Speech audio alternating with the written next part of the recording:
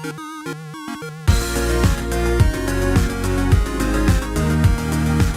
everyone, welcome to another Anime Kingdom review. See by the title below, yes, this is on episode 15 of Recreators, and holy crap, honestly, I did not expect to be laughing this much when I went to go watch this episode.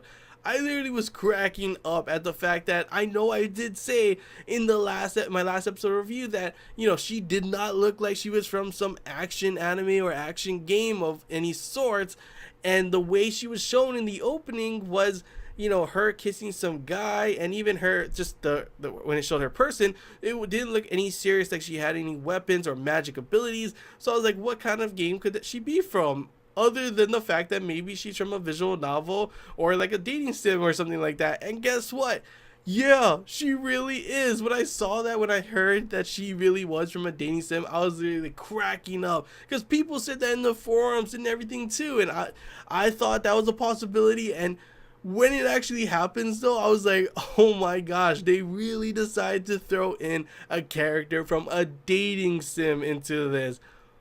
Awesome job, Recreators, because literally you don't expect that at all. So far everyone has had a combat capability. How the hell would she do, you know, what would she do to have any, you know, to help them at all in anything, considering like that one guy, I forget what his name is, the fat guy, said her abilities is the fact that, you know, she shows her pantsuit and, you know, she seduces men. Okay, I get. Oh my god, like what the hell? She starts gaining men. Like who would do that? Why do you think I would do that? And I was really cracking up because, you know, honestly, I feel so sorry for her, literally out of everyone, considering the fact is normally most of the creations, when they come to this world, it's either they don't care really, or if they are mad, it's because of the fact that, you know, their world is like ravaged by war and stuff, or people have died, and, you know, it makes sense.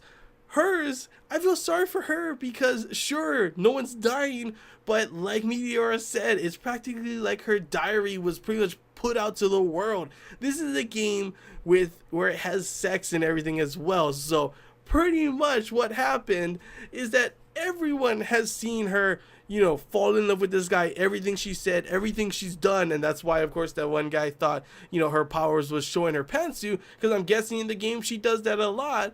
And then, of course, you know, it's like, if that would happen to me, like, I don't know if I was in that situation where it's pretty much like someone's been watching you, you know, your whole life, having, you know, falling in love with this person, and then even all the, you know, stuff as well.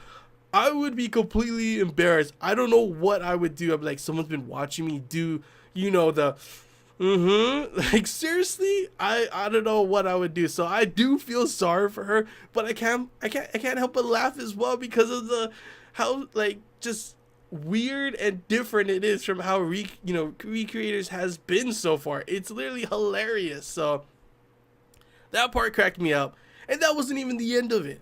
Then, of course, they bring on someone that I've been waiting for a while, honestly, because when you think of people in, you know, the anime, manga, business and stuff, you think of certain people like how we see the creator of Hikayu's, what's it called, game as well. And yeah, this guy literally comes in. When he first comes out, I'm like, oh my gosh, who the hell is this guy? Find out that's, you know, her creator and everything, and he full on, I'm not gonna lie, I would be like this too. Maybe not as full on forward as the way he was, but literally, he like he said, he's in the Holy Land, honestly. The Holy Land where all his waifus are there. Wouldn't you want that? Please, I'd be like, please, just marry me, all of you. This is a dream come true, honestly. And he just full on jumps on Hikayu. The government woman's like full on like, that's your creation. You know, she's real now, so she has rights, and he just doesn't give a crap. Celestia tries to beat him up as well, and he looks at her, and like I said, he's full on like, oh my gosh, all my waifus are here, and tries to jump on her as well. And it doesn't stop until, of course, the government woman, just like before, when it comes to these people, you gotta just have a strict hand, and she just slaps the table and is like, you know what you're here for, right? And he's like, yes. And she just continues on. He's like, yes, yes. And I was just cracking up. I was like, wow, she really knows how to stop these kind of people. And like, I would be like that too. So she would need to do that to me, because come on, if like, honestly, if I was in front of my creation and it was like something like that as well, it doesn't even have to be a dating sim. It could just be like, Celestia or something as well. If that was my creation, I would be like him as well. How can you not be? I would be in love with my creation. It sounds kind of weird, but, and especially considering like how she said that's like you're like the father and everything. But come on, that's like, I don't think of it like that at all. I'd be like, oh my gosh, finally this, I created you as my dream girl, and here you are, kind of thing. So I, I can't say anything bad about him. It's funny, it's hilarious. I love the way this episode went, and honestly, I can't wait to see more of him, and I can't wait to see more of how she pretty much is, Hikayu is going to kind of be involved in all this, considering she has no powers right now. Of course, he is going to be doing something with a fan disc, which I'm guessing like along those lines, like I thought of something really, what would be really messed up, because a lot of people do love, liked Mamika as well.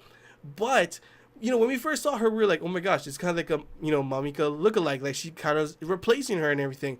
What if I've already seen animes, and you have too, like this, where they make, random kind of like, it could be like a slice of life, and then all of a sudden there's like an OVA kind of thing where they're turned into magical girls or anything along those lines, like something that's not normal.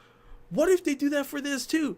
What if they end up making her pretty much Mamika? I don't know how would I feel about that, but it looks like it's a possibility, honestly. So yeah, if you guys want to tell me what you guys think, if that is a possibility, and what would you do, feel free to comment below. But yeah, overall, that was pretty much the parts of the episode that literally just had me cracking up. I don't know what else to say about that, but there was some other good things in this episode as well that really got me hyped up. But those parts literally just had me like, I need to talk about that first before I talk about anything, because I just needed to express everything I felt in those, those scenes and stuff. But yeah, the rest of the episode, we got to be introduced to, once again, another of the characters, the guy with the, not nunchucks, but it's like the 3-pronged staff thing or something like that. I'm not too sure what it is, but he looks pretty badass, and it does make sense. He does have the look and everything, and it turns out he is the main character from Yuya's game. So it looks like the two last people, besides, of course, I guess they only decided to bring in one new person, which is, of course, Hikaya with her kind of new game, but the other two characters are from already things that we know of. So the main character, the main hero from Celestia's story, is going to be there alongside obviously the main character from Yuya's game as well. So I definitely cannot wait to see the interactions between them, because it's probably going to be pretty damn crazy when they finally see each other. We get to learn maybe more about their backstories and their connections and everything. Will we see them changing sides along the way as well? I'm not too sure. But another thing, speaking of characters that happened in this episode, I actually really enjoyed them finally bringing us some backstory on Blitz, because honestly, I've been wondering for the longest time, why is he on Altair's side? He's pretty much the only person that seems like he's not second guessing being by her side. Even, pretty much everyone has already that's been on Altair's side. So I was surprised that, like, why would he be like that? And then of course this kind of does show and explain with the fact that he had to, pretty much kill his daughter. I'm guessing that's what happened. It did, black screen right before the shot. Maybe he let her live and she ended up killing a lot of people, and that's, another form of guiltiness. But I'm pretty sure he probably killed her, which is why I'm guessing he kind of sees Altair as his daughter. I'm not too sure if I'm wrong, don't get mad or anything, but that's what I'm seeing right now. And that's why I'm not too sure if she's feeling the same way, and that's why she hugged him at the end, or she's just using him and trying to, play him and everything. But yeah, it seems that the way he's doing this is because he's kind of seen his daughter in her, and he wants to protect her. He thinks of her as frail and everything, even though she's pretty damn OP.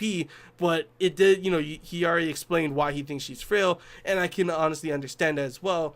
But yeah, I'm kind of confused if Altair really does feel the way that she does for Blitz. Like, she seemed like, honestly, she was really, caring for him as well. And like, she even said that she didn't want him in the final battle. So I'm not too sure why she thinks that as well, why she's saying that.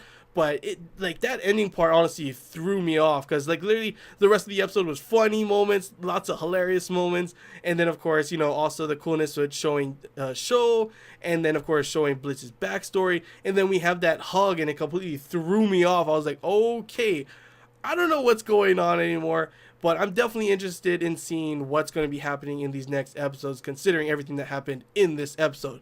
But yeah, it also seems that, what's it called? Altair, we already knew she was OP, but it looks like she can also pretty much see, you know, everyone's doing and what they're gonna do, and she already knows what Meteor them are planning, but she pretty much like wants to see them, you know, like have them find out that they failed and then beat them, not just beat them and not, you know, them, not them, sorry, not let them find out that they are being, that their plan is stupid pretty much. She just wants them to pretty much see despair and see that everything they did was for naught, and she just blows them dead pretty much.